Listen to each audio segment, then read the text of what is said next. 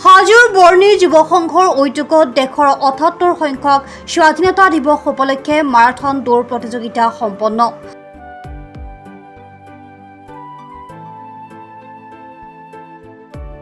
কামৰূপ জিলাৰ হাজোৰ বৰ্ণি যুৱ সংঘৰ উদ্যোগত দেশৰ ৭৮তম স্বাধীনতা দিৱস উপলক্ষে পুৱা ৫ বজাতে অনুষ্ঠিত হয় মাৰাথন দৌৰ প্ৰতিযোগিতা।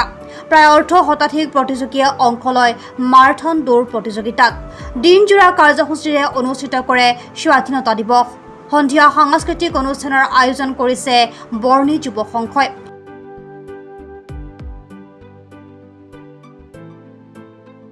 প্ৰথম ১০ গৰাকী প্ৰতিযোগীক পুৰস্কাৰ প্ৰদান কৰিব বঁটা বিতৰণী অনুষ্ঠানত।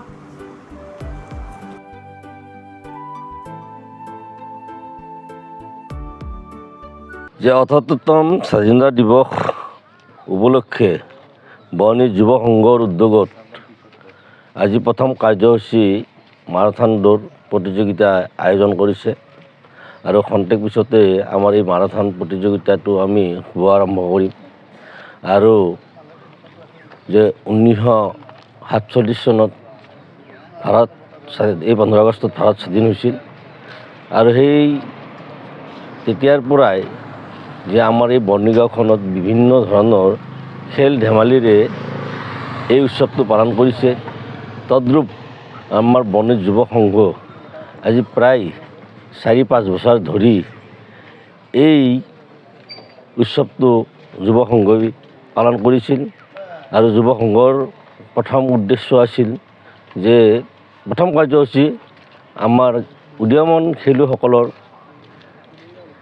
প্ৰতি লক্ষ্য ৰাখি মাৰাথন প্ৰতিযোগিতা আয়োজন কৰিছিল। আজি বৰ্ণি যুৱ সংঘই বিভিন্ন কাৰ্যসূচীৰে এই স্বাধীনতা দিৱস উদযাপন কৰিব ওলাইছে। আজি ৰাতিপুৱাই এই ৫ বজাৰ পৰাই মাৰাথন দৌৰ, আবেলি নৃত্য প্ৰতিযোগিতা, কুইজ প্ৰতিযোগিতা আৰু সন্ধিয়া আমাৰ সাংস্কৃতিক সন্ধিয়া আয়োজন কৰিছে। আৰু এই যুৱ সংঘৰ জৰিয়তে আমাৰ বৰ্ণিৰ খেলুৱৈসকলে তেখেতসকলৰ প্ৰতিভা সম্পন্ন কৰি ভৱিষ্যত আমাৰ অসম তথা ভাৰতবৰ্ষত ভাল দৌৰবিদ হ'ব বুলি আশা কৰিলোঁ।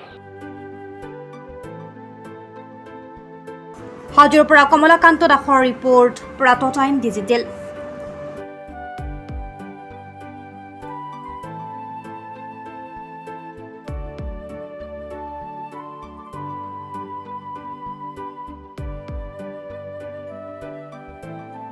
অসমৰ সংবাদ জগতখনৰ বাবে এক সুখবৰ।